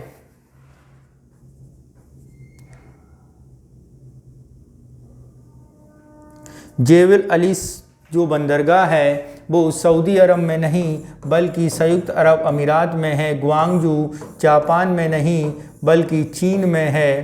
फ्रांस होरपा ये आपका फ्रांस में है। इलियट इजराइल में है। तो ये दोनों सही हैं, यानी कितने सही सुमेलित हैं? 2 सही सुमेलित हैं। नेक्स्ट चलते हैं क्वेश्चन नंबर 78 पर। क्या कह रहा है 78? उसे समझते हैं। वित्तीय साक्षरता स्थिरता बोर्ड के संदर्भ में निम्नलिखित कथनों पर विचार कीजिए। क्या है? G20 के सभी सदस्य FSB के सदस्य हैं, ये बात बिल्कुल सही है। ये FSB global systematically influenced banks है, सूचित करता है। ये दोनों बातें क्या है मित्रों? सही है। नेक्स्ट चलते हैं क्वेश्चन नंबर 79। निम्नलिखित कौन सी परिस्थिति में भारत के संदर्भ में अक्सर जन समाचारों में रहने वाली टेक आउट फाइनेंसिंग को सर्वोत्तम रूप से दर्शाती है? सरकारी सब्सिडी, ठीक है, यदि हम बात करें छोटे व्यवसायों के लिए अल्पकालिक ऋण, बुनियादी ढांचा परियोजना के लिए दीर्घकालिक वित्त पोषण प्रदान करना, ग्रामीण विकास के लिए सूक्ष्म वित्त। तो यहाँ पर यदि हम बात करें तो ये है बुनियादी ढांचा परियोजना के लिए दीर्घकालिक वित्त पोषण करना, सी सही है। नेक्स्ट चलते हैं क्वेश्चन नंबर 80। निम्नलिखित में विचार कीजिए। अंतर्राष्ट्रीय मुद्रा कोष IMF द्वारा भारत में मसाला बॉन्ड प्रस्तुत किए गए थे, ठीक है। तो यहाँ पर यदि हम बात करें तो यहाँ पे कौन सा ऑप्शन सही होगा? तो ये IMF द्वारा मसाला बॉन्ड प्रस्तुत किए गए थे, ये बात बिल्कुल गलत है। एक ऐसा साधन है जो अंतर्राष्ट्रीय बाजार में भारतीय संस्थाओं द्वारा जारी किया जाता है, न कि IMF द्वारा, ठीक है। ये बॉन्ड का निर्गमन भारतीय मुद्रा के स्थान पर नहीं, स्थानीय मुद्रा पे नहीं। ऑप्शन दूसरा भी गलत, यानी न 1 सही न 2 सही, डी सही होगा। नेक्स्ट चलते हैं क्वेश्चन नंबर 81। क्या कह रहा है? बैंकिंग विनिमय अधिनियम 1949 को नाबार्ड के राज्य निरीक्षण की अधिकार देता है। सभी शहरी बैंकों को बहुराज्य सरकारी समितियों के निगरानी संबंधित राज्य सरकारों द्वारा की जाती है। तो यहाँ पर यदि हम बात करें तो पहली बात तो जो सही है, जबकि दूसरी बात सही नहीं है। ऑप्शन ए हमारा सही होगा। नेक्स्ट चलते हैं क्वेश्चन नंबर 82 पर। क्या कह रहा है? निम्नलिखित पर विचार कीजिए। क्या है? संविधिक चल निधि अनुपात सीमांत स्थायी सुविधा दर में वृद्धि करेगा, बैंक दर और रेपो दर में कमी करेगा, आरबीआई द्वारा किए जा सकते हैं। तो यहाँ पर यदि हम बात करें सांविधिक चल निधि अनुपात वृद्धि करेगा, सीमांत स्थायी सुविधा दर बैंक दर में रेपो दर में कमी करेगा। तो यहाँ पे कौन सा सही होगा? तो यहाँ पर यदि हम बात करें सीमांत स्थायी सुविधा दर में वृद्धि करेगा, बैंक दर और रेपो दर में कमी करेगा, ये दोनों बातें सही हैं। सांविधिक चल निधि अनुपात में वृद्धि करेगा, ये बात गलत, दो ऑप्शन सही हो जाएंगे। ठीक है। रेपो दर संकुचन नीति में केंद्रीय द्वारा दरों में वृद्धि करता है। इन दरों की वृद्धि के परिणामस्वरूप उधार लेना महंगा हो जाएगा। कितने उपाय आरबीआई द्वारा कर सकता है जो संकुचनकारी मौद्रिक नीति को लागू करे? यानी यहाँ पर यदि हम बात करें मुद्रा का क्या हो रहा है, संकुचन हो रहा है, सिकुड़ रहा है, तो वो रेपो दर में कमी नहीं करेगा, रेपो दर में क्या करेगा? वृद्धि करेगा। यानी पहले दो सही हैं जबकि तीसरा गलत है, ऑप्शन बी हमारा सही होगा। नेक्स्ट चलते हैं क्वेश्चन नंबर 83।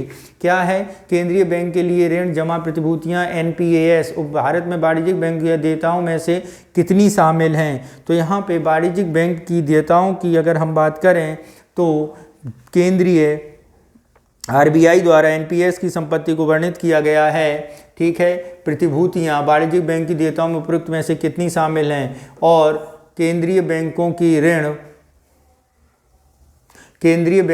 ऋण ये नहीं और ये, यानी पहला और चौथा दो ऑप्शन सही हो जाएंगे। नेक्स्ट चलते हैं क्वेश्चन नंबर 84। क्या कह रहा है 84? उसे देखते हैं। भारत में विद्युत क्षेत्र के संदर्भ में निम्नलिखित भारतीय संविधान की 7वीं अनुसूची विद्युत की समवर्ती सूची का विषय है। ये बात बिल्कुल सही है। विद्युत क्षेत्र में स्वचालित मार्ग के तहत 74% तक विदेशी निवेश की अनुमति है। तो विद्युत क्षेत्र में अगर हम बात करें तो 74 नहीं 100% एफडीआई की सुविधा है। पहला सही, दूसरा गलत, यानी ऑप्शन 2 हमारा गलत होगा, 1 हमारा सही होगा।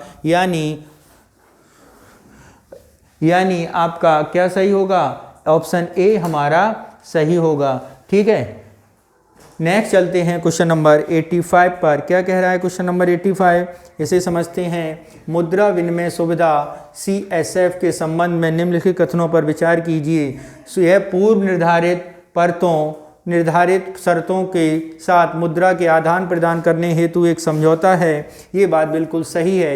विनिमय परिचालन में विनिमय दर जोखिम या अन्य बाजार जोखिम हो सकते हैं। ये भी बात क्या है? ये बात सही नहीं है। ठीक है। जबकि तीसरी, भारत के पास सार्क देशों का मुद्रा विनिमय की व्यवस्था ढांचा है। ये बात सही है।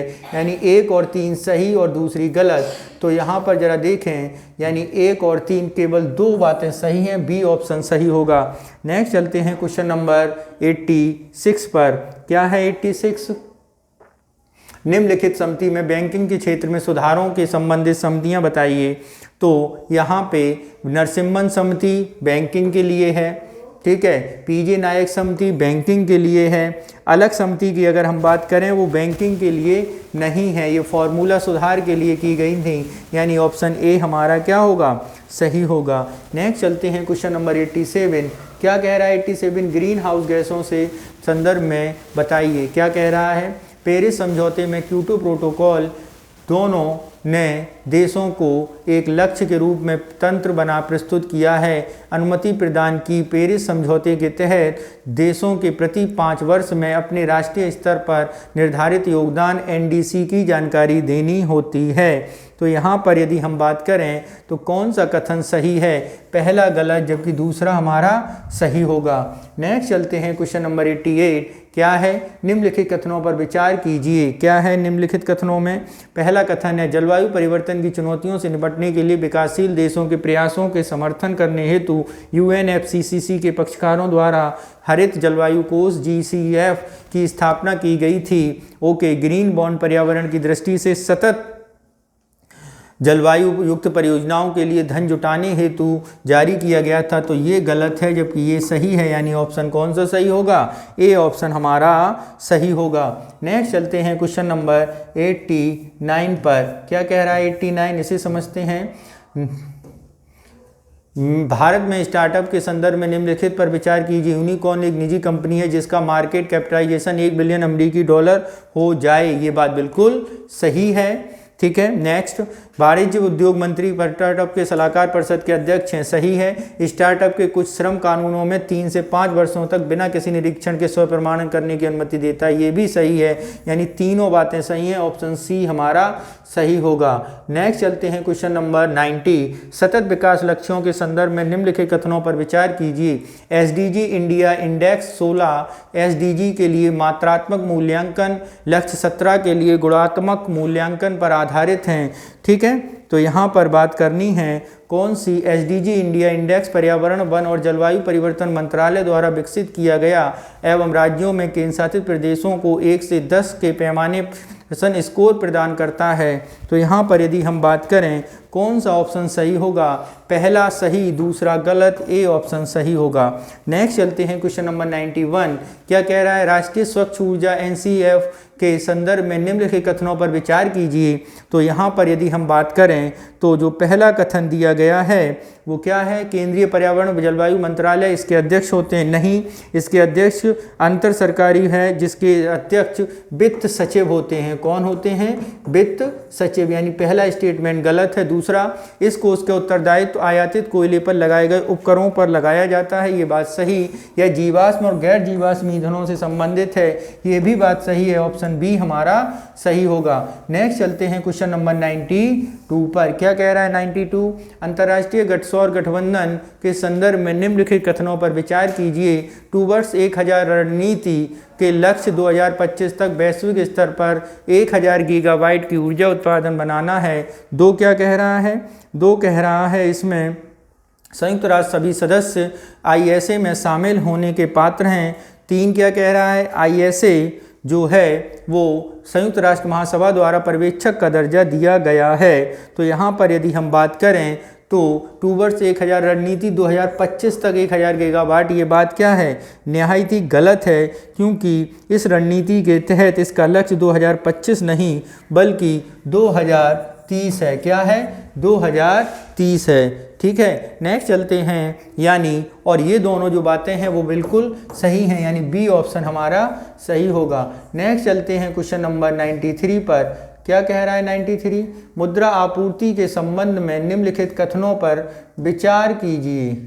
क्या है विचार, कथन 1, करेंसी नोटों और सिक्कों के अतिरिक्त व्यावसायिक मुद्रा बैंकों के मांग जमा के रूप में जनता द्वारा जमा राशि को भी मुद्रा कहा जाता है। यानी यहाँ पर जो बात की गई है वो जो बात की गई है वो बिल्कुल सही है। व्यावसायिक बैंकों में जमा रखने वाले खातों में आहरित चेकों को व्यवहार संव्यवहार किया जाता है। ये भी बात सही है, यानी ऑप्शन ए हमारा जो होगा वो सही होगा। नेक्स्ट चलते हैं क्वेश्चन नंबर 94। सट्टा के लिए मुद्रा की मांग बंधपत्र कीमतों के संदर्भ में निम्नलिखित कथनों पर विचार कीजिए। क्या है, पहला, बाजार में ब्याज दर वृद्धि में बंधपत्र की कीमत अधिक हो जाती है। ये बात बिल्कुल गलत है। बाजार में ब्याज दर में आसन्न वृद्धि की अटकलें मुद्रा के उच्च सट्टा की मांग को जन्म देती हैं।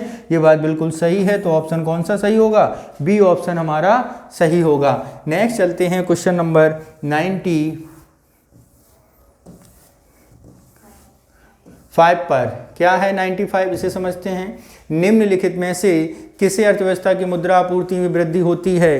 तो यहाँ पर यदि हम बात करें तो क्या कह रहा है, जनता द्वारा चालू खाते की नकदी निकालना, जनता द्वारा बचत बनाए की नकदी जमा करना, आरबीआई द्वारा खुले बाजार की क्रियाओं में सरकारी बॉन्ड की खरीदी, इससे मुद्रा बाजार में आती है। नेक्स्ट चलते हैं क्वेश्चन नंबर 96। क्या कह रहा है 96, भारत में बीमा पुनर्बीमा उद्योग के संबंध में निम्नलिखित कथनों पर विचार कीजिए। सरकार बीमा मध्यस्थों को छोड़कर बीमा क्षेत्र में 75% से अधिक विदेशी निवेश की अनुमति नहीं देती है। ठीक है, तो ये कथन तो बिल्कुल सही है, 74% तक है इसका बीमा में अभी। दूसरा स्टेटमेंट क्या है, दूसरा स्टेटमेंट है भारत में पुनर्बीमा भारतीय सामान्य बीमा जीआईसी को विनियमित करता है। ये बात बिल्कुल गलत है।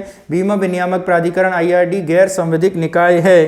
ठीक है, नहीं, बीमा प्राधिकरण संस्था आईआरडीए की स्थापना 2000 में की गई थी और ये संवैधानिक निकाय है, न कि गैर संवैधानिक, यानी केवल एक सही है, ऑप्शन ए हमारा सही होगा। नेक्स्ट चलते हैं क्वेश्चन नंबर 97 भारत में थर्ड पार्टी बीमा के संदर्भ में कथनों पर विचार कीजिए, करिए विचार और हमें भी बताइए।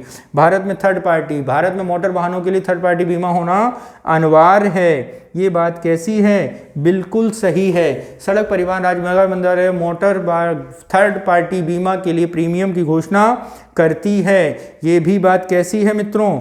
बिल्कुल सही है। थर्ड पार्टी बीमा पॉलिसी धारक को वित्तीय सहायता प्रदान नहीं की जाती, ये भी बात बिल्कुल सही है। नेक्स्ट चलते हैं, इसमें ऑप्शन कौन से सही होंगे? उपरोक्त में से कितने सदस्य सही हैं, कितने कथन सही हैं? तो उपरोक्त में से तीनों कथन जो हैं वो हमारे सही हैं। तो ऑप्शन कौन सा सही होगा? सी ऑप्शन हमारा सही होगा। नेक्स्ट चलते हैं क्वेश्चन नंबर 98। निम्नलिखित रेपो रेट में कमी के वाणिज्यिक बैंकों के ऋण पर ब्याज दरों में कमी होने की आशा। रेपो रेट में रिवर्स रेपो रेट के बीच बड़े अंतर की अर्थव्यवस्था में वाणिज्यिक बैंकों के लिए उम्मीद। तो ये दोनों बातें क्या हैं? बिल्कुल सही हैं। ऑप्शन सी हमारा सही होगा। नेक्स्ट चलते हैं क्वेश्चन नंबर 99। निम्नलिखित में कौन सा देश ब्रिक्स समूह का पूर्ण सदस्य नहीं है? ब्रिक्स समूह के पूर्ण सदस्य के बारे में बात करें तो सऊदी अरब, इथियोपिया, मिस्र ये ब्रिक्स के पूर्ण सदस्य हैं, जबकि अर्जेंटीना पूर्ण सदस्य नहीं है। और हमारा आंसर क्या होगा?